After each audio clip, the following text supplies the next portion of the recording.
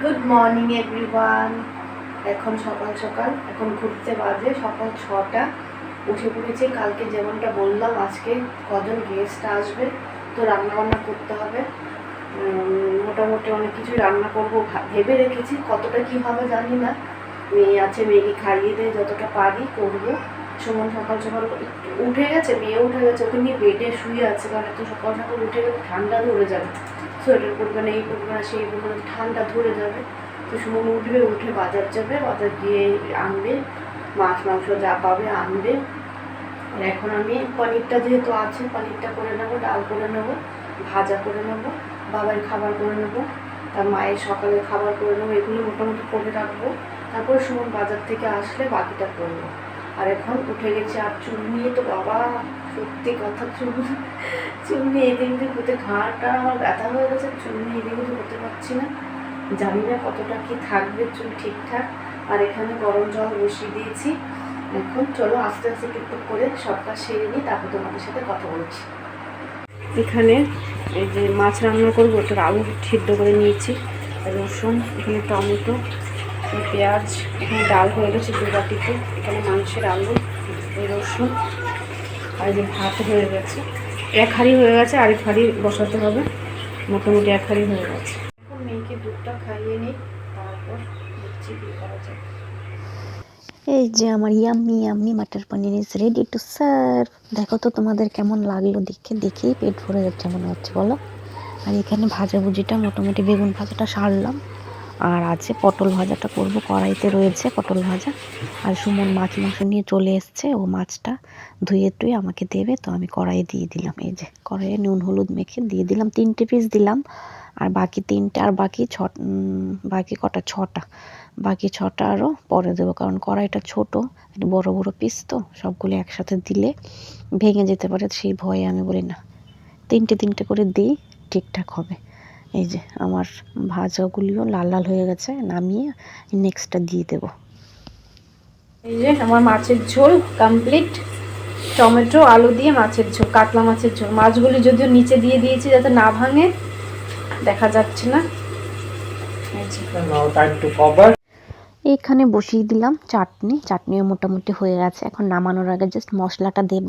তো মশলাতে আমি শুকনো খোলাতে একটা শুকনো লঙ্কা, তেজপাতা আর জিরের গুঁড়ো, ধনের গুঁড়ো দিয়ে একটু নেড়ে। এই যে এখন পেঁয়াজ নিয়ে বসে পড়লাম, পেঁয়াজ কাটবো।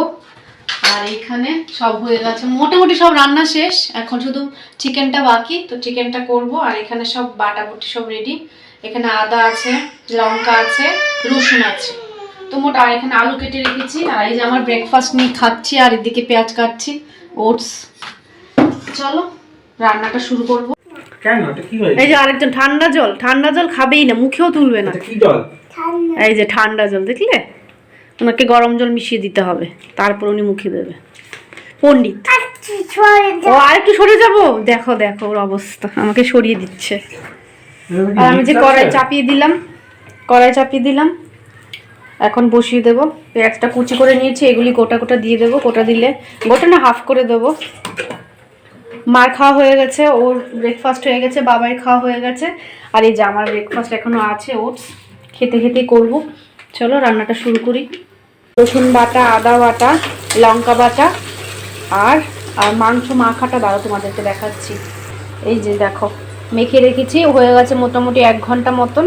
কি দারুণ কালারটা এসছে বলো। আমার বর মেখে দিয়েছে, ওই মেখে দেয় মাংস, ম্যারিনেটটাও ওই করে রেখেছে। দেখো দারুণ হয়েছে।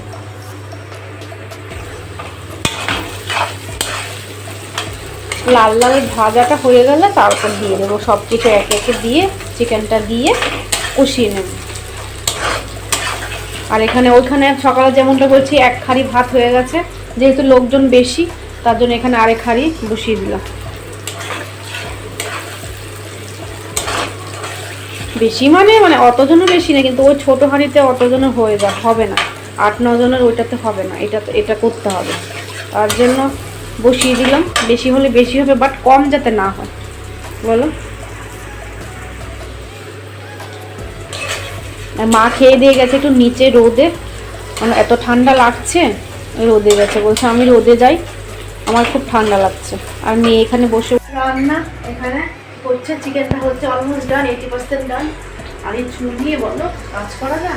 আর ওরা মোটামুটি ওরা বলছে যে চলে এসছে কাছাকাছি, নিউটনের কাছাকাছি ওরাও এসে গেছে। আর এদিকে সুমনের চান হয়েছে, সুমন আজকে পুজো দেবে। মায়ের চান করে পুজো দিতে মায়ের মোটামুটি 1 ঘন্টা সময় লাগে, অত টাইম নেই। মেয়েকে চান করাবো, আমি চান করাতে পারবো না, তো চুলে জল লেগে যাবে। ও সুমন পুজোটা দিয়ে মেয়েকে চান করাবো, তারপর আমি করবো। আর এটা নামিয়ে তারপর করে নেবো। এই যে সুমন ওখানে পুজো দিয়ে দেবো। আর মেয়েকে দেখো বাবার পেছন পেছন ঘুরছে। এই যে চিকেন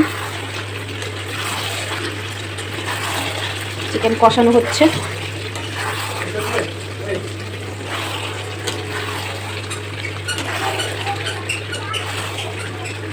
গোটা গোটা পেঁয়াজ দিচ্ছি, আমার গোটা গোটা পেঁয়াজ খেতে বসে বড্ড ভালো লাগে। চিকেন বলো মাটন বলো, গোটা গোটা পেঁয়াজ না দিলে ভালো লাগে না।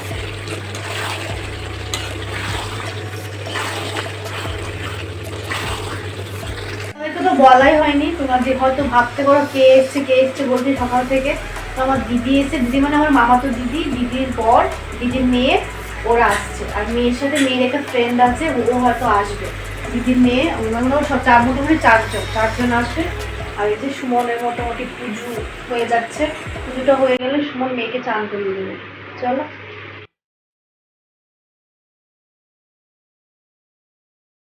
এই যে ওরা এসে গেছে, এসে তারপর মানে মোটামুটি 12টার দিকে এসছে।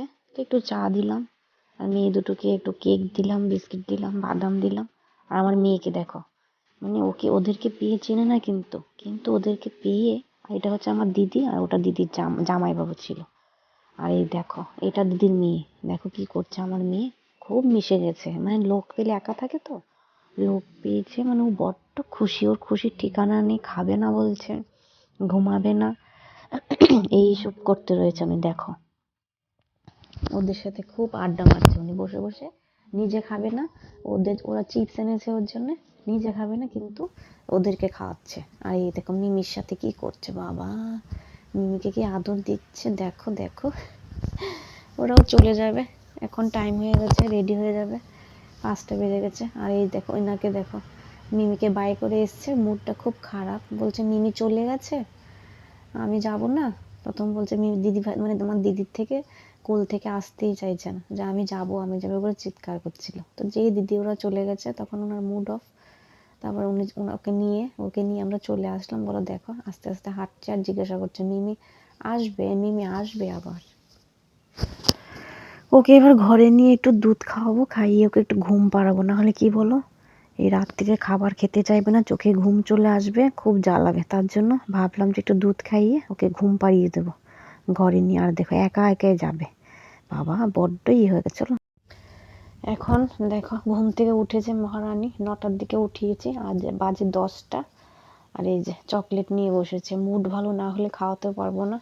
আর আমাদের সবার ডিনার হয়ে গেছে, যা ছিল তাই ডিনার করে নিয়েছে, আজকে আর রাত্রিতে কিছু করিনি।